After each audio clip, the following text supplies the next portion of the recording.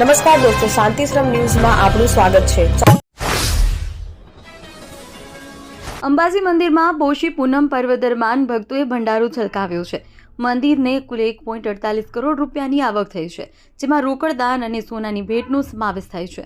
મંદિરના ભંડારામાંથી 71.57 લાખ રૂપિયાનું રોકડ દાન મળ્યું છે, જ્યારે કે 76.64 લાખ રૂપિયાની કિંમતની 2 મોટી સોનાની ભેટ પણ આવી છે। શુક્રવારે જય બોલે ગ્રુપ દ્વારા 620 ગ્રામ વજનનો સોનાનો મુકુટ અર્પણ કરવામાં આવ્યો હતો, જેની કિંમત 43.51 લાખ રૂપિયા આંકવામાં આવી છે। આ ઉપરાંત રવિવારે રાજકોટના એક ભક્ત દ્વારા 263 ગ્રામ વજનનો સોનાનો હાર ભેટ આપવામાં આવ્યો છે, જેની કિંમત 33.13 લાખ રૂપિયા છે। પશ્ચિમ રેલવેના જનરલ મેનેજર વિવેક ગુપ્તાએ આજે ઉચ્ચ અધિકારીઓ સાથે અમદાવાદથી પાલનપુર રેલવે સેક્શનનું વાર્ષિક નિરીક્ષણ કર્યું। આ મુલાકાત દરમિયાન તેમણે રેલવે ટ્રેક, બ્રિજ અને લેવલ ક્રોસિંગની સુરક્ષાની ઝીણવટભરી તપાસ કરી આગામી સમયમાં મુસાફરોની સુવિધા અને કનેક્ટિવિટી વધારવા માટે અનેક મહત્વની જાહેરાતો કરી હતી। આ નિરીક્ષણ દરમિયાન તેમની સાથે રાજ્યસભાના સાંસદ મયંક નાયક અને સ્થાનિક ધારાસભ્યો પણ જોડાયા હતા। અમદાવાદના વિવિધ વિસ્તારોમાં પ્રદૂષિત પાણી આવતા આજે 8 જાન્યુઆરીના રોજ કોંગ્રેસ દ્વારા વિરોધ પ્રદર્શન કરવામાં આવ્યું હતું। દાણાપીઠ ખાતેની મ્યુનિસિપલ કોર્પોરેશનની ઓફિસ ખાતે હાય રે મેયર, હાય હાય, હાય રે ભાજપ, હાય હાયના નારા લગાવ્યા। શહેજાદ ખાન પઠાણ સહિત કોંગ્રેસના નેતાઓ અને સ્થાનિક લોકો દૂષિત પાણીની બોટલો ભરી મેયરને રજૂઆત કરવા પહોંચ્યા। ઓફિસની બહાર જાળીને તાળા મારી બંધ કરી દેવામાં આવી હતી। સાબરમતી સેન્ટ્રલ જેલમાં પાકા કામના કેદી અને કુખ્યાત ગુનેગાર વિશાલ ગોસ્વામી પાસેથી આઈફોન અને એક કીપેડ ફોન મળી આવ્યો છે। જ્વેલર્સ પર ફાયરિંગ અને ખંડણી જેવા ગંભીર ગુનાના આરોપી પાસેથી મોબાઈલ મળી આવતા જેલ પ્રશાસન પર સવાલ ઊભા થયા છે। વિશાલ ગોસ્વામીને હાઈ સિક્યુરિટી જેલમાં રાખવામાં આવ્યો હોવા છતાં વિશાલ ગોસ્વામી પાસેથી 2 ફોન, એક સિમ કાર્ડ મળી આવ્યું છે। આ અંગે રાણી પોલીસે ગુનો નોંધી તપાસ શરૂ કરી છે।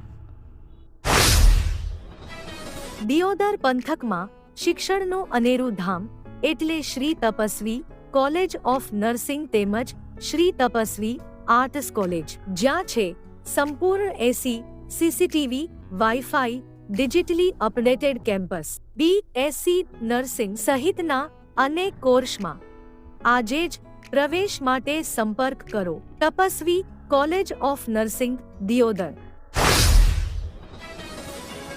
ઉત્તરાયણ પર્વ નજીક આવતા થરાદ શહેરનું બજાર રંગબેરંગી રોનકથી ઝગમગી રહ્યું છે। થરાદના મુખ્ય બજાર વિસ્તાર અને અન્ય વ્યસ્ત માર્ગો પર પતંગ અને દોરીના અનેક સ્ટોર લગાવવામાં આવ્યા છે। વહેલી સવારથી જ બજારમાં લોકોની ભીડ જોવા મળી રહી છે અને ઉત્તરાયણ રસિયાઓમાં અનેરો ઉત્સાહ છલકાઈ રહ્યો છે। સુરતના ગોડાદરા વિસ્તારમાં આમ આદમી પાર્ટી દ્વારા આયોજિત જાહેર સભા વિવાદોના વમળમાં ફસાઈ ગઈ છે। સભા શરૂ થાય પહેલા જ વિસ્તારમાં પક્ષના મુખ્ય નેતાઓના વિરોધમાં પોસ્ટરો લાગતા રાજકારણ ગરમાયું છે। વિશ્વ હિન્દુ પરિષદ દ્વારા નેતાઓને હિન્દુ વિરોધી ગણવા ઉગ્ર વિરોધ પ્રદર્શન કરવામાં આવ્યું। સાથે જ મુસ્લિમ ટોપી પહેરેલા આપના નેતાઓના ફોટા પર શાહી લગાવવામાં આવી અને ફોટા ફાડવામાં પણ આવ્યા હતા। સોના ચાંદીના ભાવમાં આજે એટલે કે 8 જાન્યુઆરીએ ઘટાડો જોવા મળ્યો છે। India Boolean and jewellers association અનુસાર 24 કેરેટ 10 ગ્રામ સોનાનો ભાવ 1232 રૂપિયા ઘટી 1,35,443 રૂપિયા પર આવી ગયો છે। આ પહેલા 1,36,675 રૂપિયા હતો। 1 કિલો ચાંદીની કિંમત 12,225 રૂપિયા ઓછી થઈને 2,35,775 રૂપિયા પર આવી ગઈ છે। આ પહેલા ગઈકાલે 2,48,000 રૂપિયા પર હતી, જેની ઓલ ટાઈમ હાઈ પણ છે। ભારતના પ્રથમ જ્યોતિર્લિંગ સોમનાથમાં 3 દિવસીય સ્વાભિમાન પર્વની તૈયારીઓ પૂર્ણ કરી દેવામાં આવી છે। પર્વની પૂર્વ સંધ્યાએ સમગ્ર સોમનાથ ધામ દિવ્ય રોશનીથી ઝળહળી ઉઠ્યું હતું। ત્યારે સવારે 108 અશ્વ પર સવાર ગુજરાત પોલીસની ટીમે રિહર્સલ કર્યું। ત્યારબાદ આજથી 72 કલાકના અખંડ ઓમકાર જાપનો પ્રારંભ થયો છે। વડાપ્રધાન નરેન્દ્ર મોદીની પ્રત્યક્ષ ઉપસ્થિતિમાં શૌર્ય યાત્રા અને શૌર્ય સભા સહિતના વિવિધ કાર્યક્રમો યોજાશે, જેને પગલે સમગ્ર પંથકમાં ઉત્સવનો માહોલ જોવા મળી રહ્યો છે। ઉત્તર ગુજરાતનો એકમાત્ર multi city mall happy mall જે આવેલ છે જિલ્લાના વેપારી મથકો દિયોદર, ભાભર, રાધનપુર, વરાહી અને થરાદમાં, જ્યાં મળશે આપને વ્યાજબી દરે જીવન જરૂરિયાતની તમામ વસ્તુઓ તેમજ કપડાં, ગિફ્ટ આર્ટિકલ, પ્લાસ્ટિકની તમામ સામગ્રી, ક્રોકરી અને બીજું ઘણું બધું વધારે। તો આજે જ આવો હેપી મોલ અને કરો ખરીદી તમારી મનગમતી વસ્તુઓની।